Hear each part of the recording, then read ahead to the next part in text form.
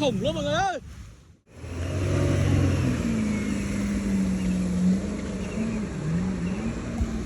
Hello mọi người, hôm nay sẽ đi chơi một bộ môn thể thao mới. Đó. Ok.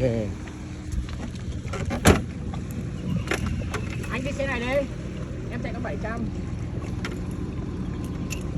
Em đi có 700.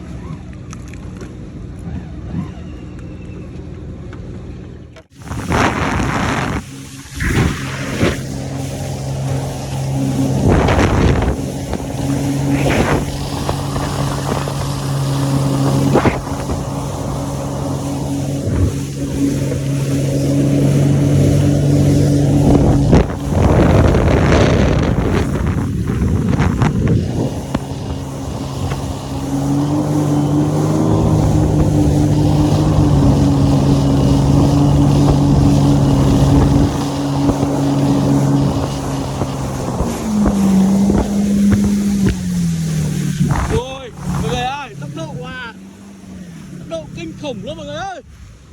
Cái gì vậy?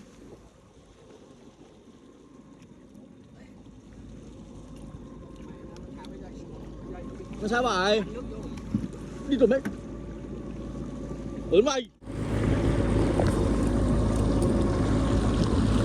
Hello mọi người nhá. Hôm nay Bảo sẽ đưa mọi người đi trải nghiệm một món jet ski ở hồ Trị An nằm hồ mình nhá.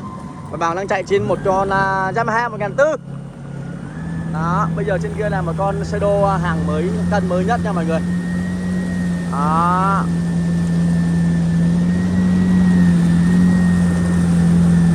Bên kia là hướng đi về nước mẹ lối Cúi nha mọi người. Đó.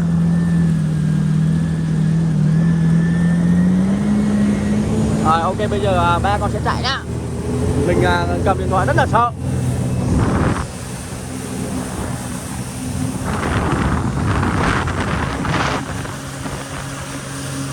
Đó, đây là con 1400 nha mọi người.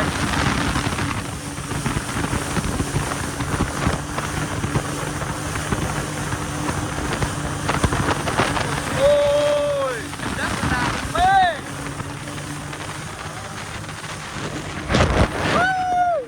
Mày sao?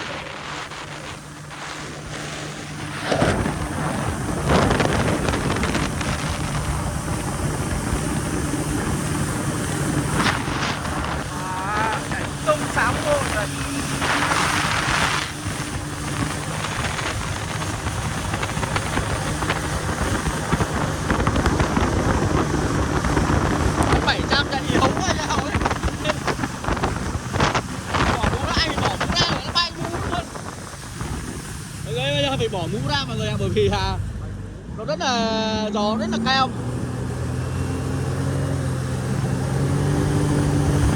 Đó.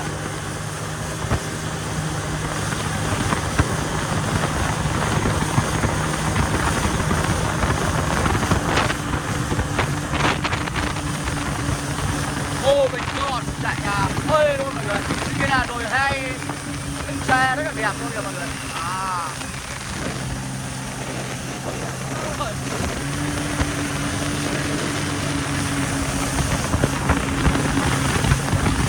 Rồi.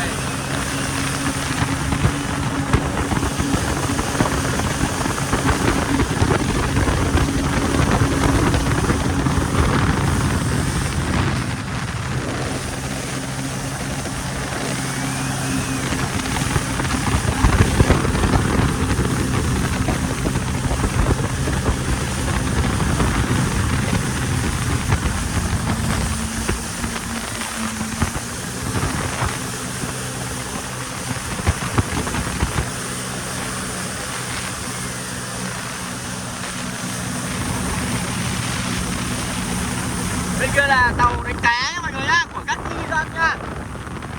Không có ai hết. Ôi, có nào nhập đây một cái. Ôi đủ, ở đâu, lên tới đâu rồi? Tưởng rồi à? Đi kìa rồi.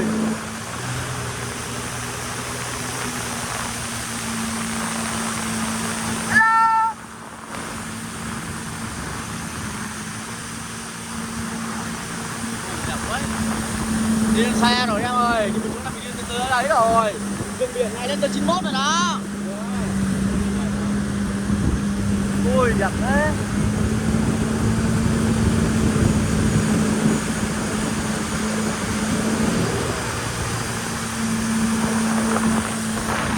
Ok bằng xem phép dừng lại một xíu nha. Ôi ở đây rất là đẹp luôn mọi người ơi.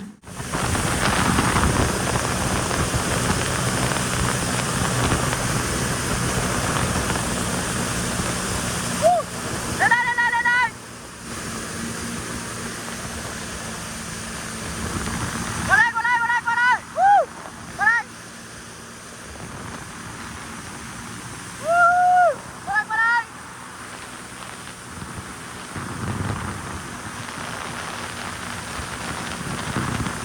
Bên kia là anh ẩn chạy con Rider 700 nha mọi người.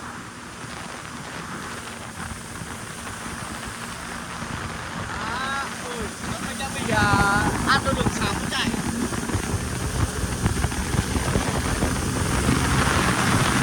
Bây giờ sẽ tách ra bây giờ hướng luôn. Chạy.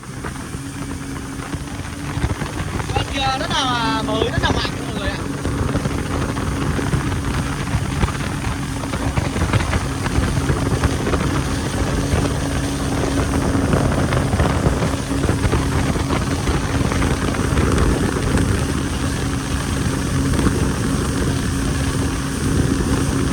Con này là con xe đô mới nha mọi người.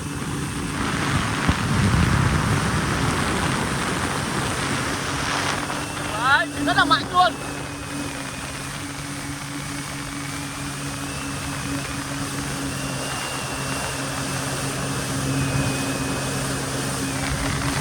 Lên tới bên nước rồi đó. Lên bên nước rồi.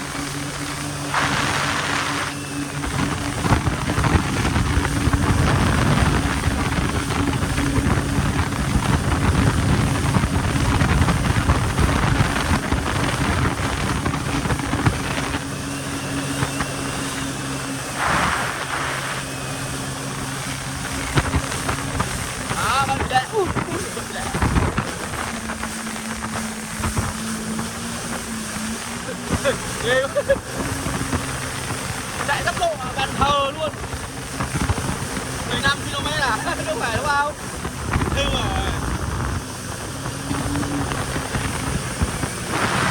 ôi đẹp quá.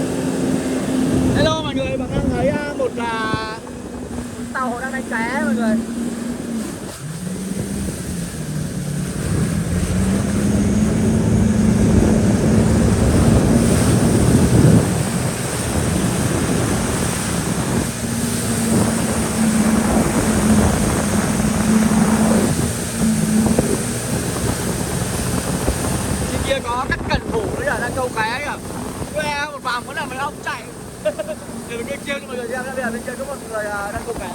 Người bé. Đó. Bây giờ mình sẽ đi qua trêu các cần thủ nhá. Trêu các cần thủ.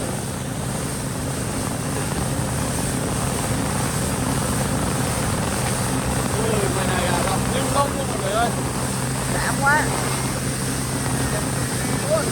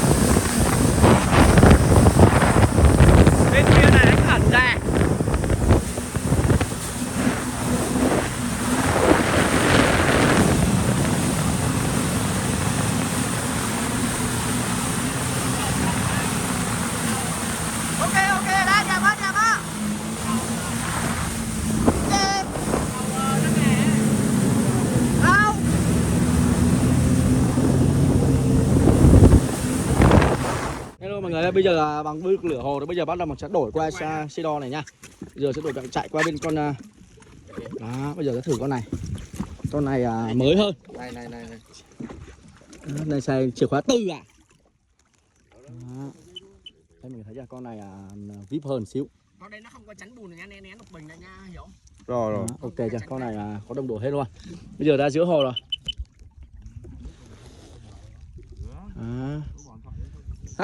Từ ba xuồng mình đưa xuống đây luôn đi, chụp hình 18 á anh.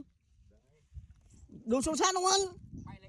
Không bay được, bay đây nguy hiểm lắm anh ơi. Nó không có điểm đáp đồn mẹ. Ok chưa? Rồi, chạy đi theo ba. Thử đi. Giờ thử con này đi. Bên kia anh đang tập rồi anh kia chạy mới.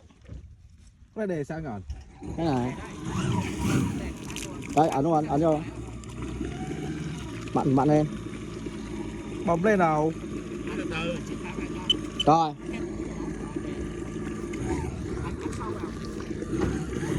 Đúng rồi đó.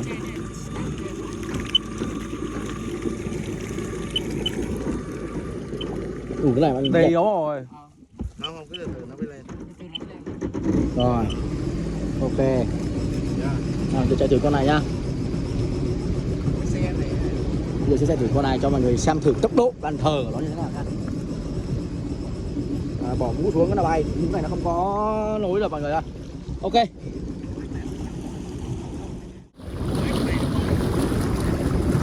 Ok chưa?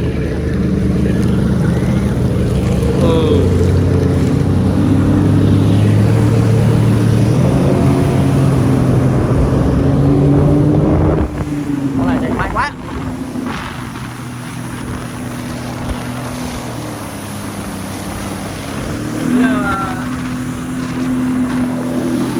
Chạy đi quá.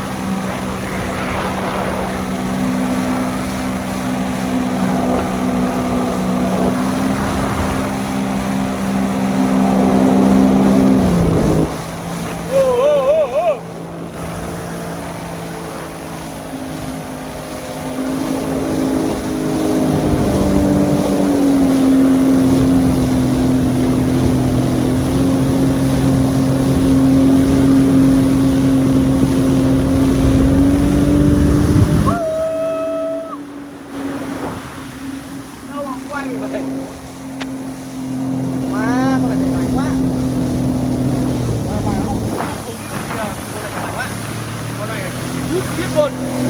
Con này mạnh quá mọi người ơi.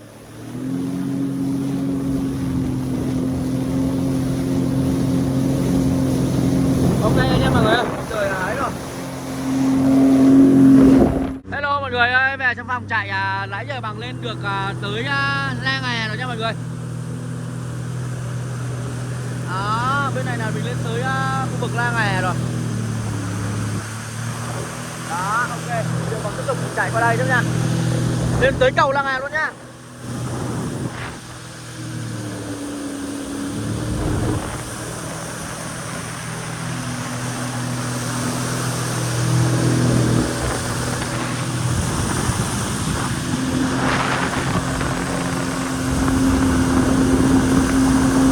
Đó, bạn đang chạy trên con Cedo này nha mọi người, đẹp hơn con kia rất là nhiều. Con này là con đời mới nhá.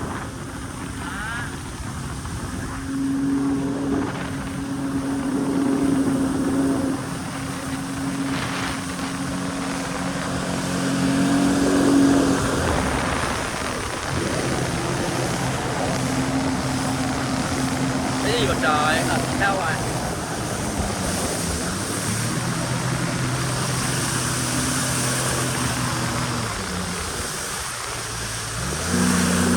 Bây giờ ba con tụ họp lại đây luôn nha.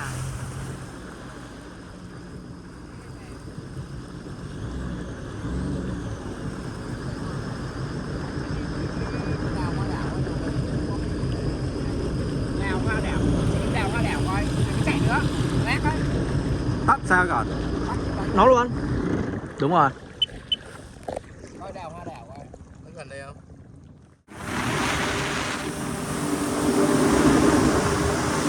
Hello mọi người, và bây giờ bằng tới địa phận cầu La Nghè rồi nha. Ui. Đó, rất là đẹp luôn, ở đây rất là nổi tiếng làng bè nuôi cá bè nha mọi người. Đó, ok. Cẩn thận các bạn.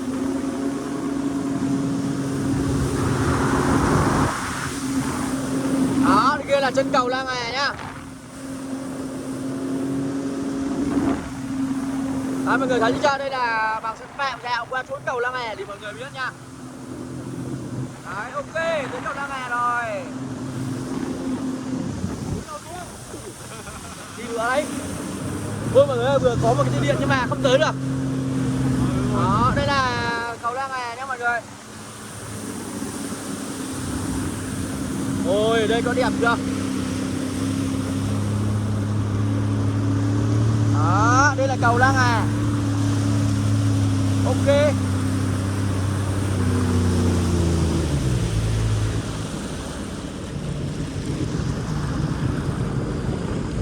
Ui, hôm nay được xuống tới chỗ này luôn, trải nghiệm như đây này mọi người, đã không?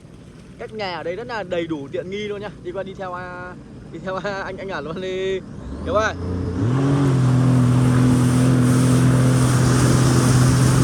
Đó, bây giờ bằng sẽ đi qua cầu La Nghè luôn nhá. Ui dồi, mấy chỗ này rất là nguy hiểm. Đó, mọi người có thể trải nghiệm ở đây không?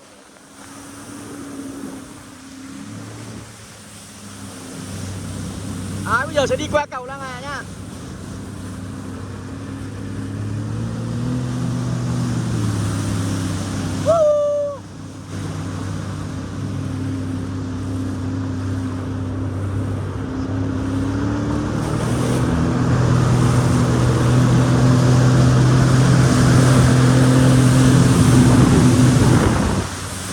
Phải lé không à? Đây là cầu La Nghè. Mọi người thấy không? Ok, bây giờ bằng sẽ check in tầm đã nha.